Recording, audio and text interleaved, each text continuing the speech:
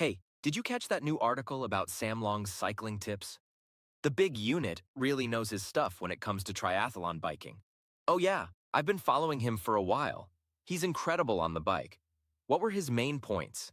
He shared three really interesting tips that honestly surprised me. You'd think they'd be super technical, but they're actually pretty straightforward. Really? That's refreshing. Sometimes these pro athletes make everything sound so complicated. What's the first tip?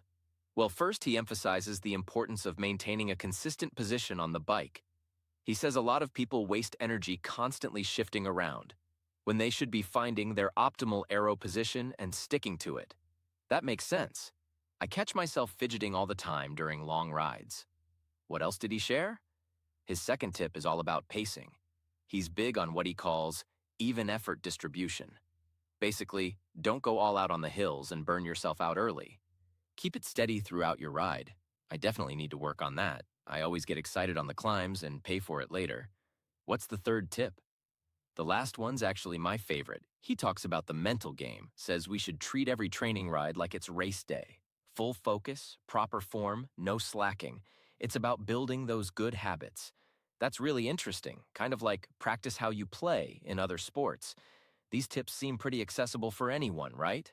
Exactly. That's what I love about Sam's approach. He's this elite athlete, but breaks things down in a way that makes sense for everyone, from beginners to experienced triathletes. So to recap, consistent position, steady pacing, and mental focus. Seems like a solid foundation for improving cycling performance. Yep, those are the big three.